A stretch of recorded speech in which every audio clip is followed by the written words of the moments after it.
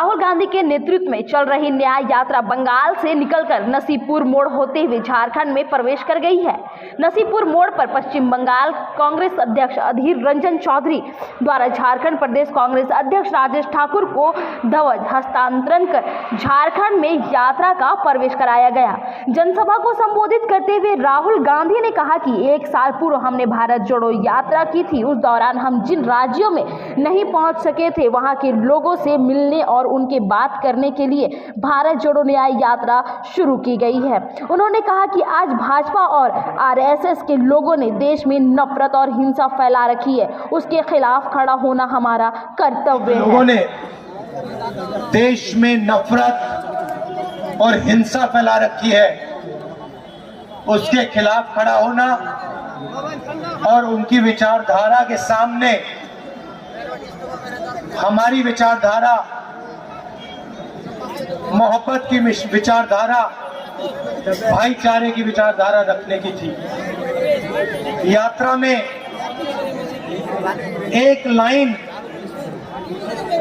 में हमारी पूरी की पूरी सोच, एक लाइन में, एक नारे में यात्रा से निकली। नफरत के बाजार में मोहब्बत की दुकान खोलनी है और जहां भी ये नफरत का बाजार खोलते हैं वहां कांग्रेस पार्टी, हमारे अलायंस पार्टनर मोहब्बत की दुकान खोल देते हैं। इस यात्रा में हमने न्याय शब्द भी जोड़ा।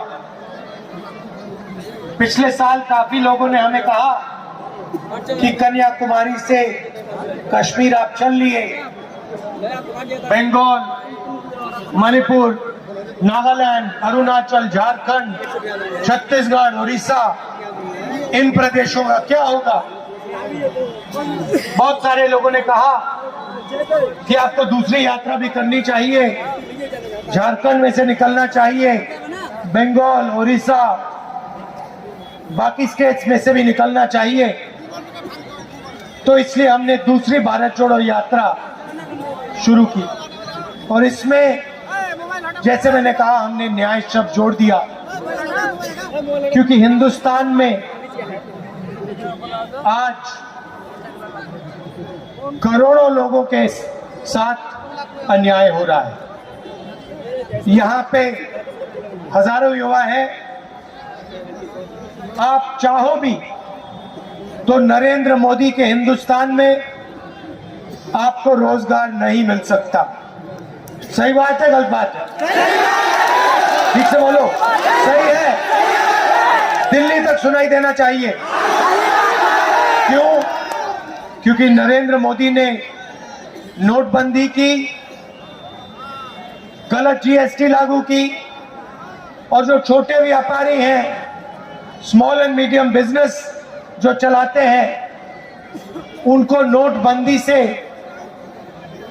जीएसटी से उनको खत्म कर दिया। तो जो हमारी रोजगार की रीढ़ की हड्डी है, उसको नरेंद्र मोदी जी ने, बीजेपी ने तोड़ दिया और नतीजा यह है कि हिंदुस्तान में आज करोड़ों युवा हैं, मगर 40 साल से सबसे ज्यादा बेरोजगारी हमारे इस देश में है, क्योंकि नरेंद्र मोदी जी चाहते हैं कि युवाओं को रोजगार ना मिले और हिंदुस्तान के 2, 3, 4 अरबपति इस देश का पूरा धन उठा के ले जाए।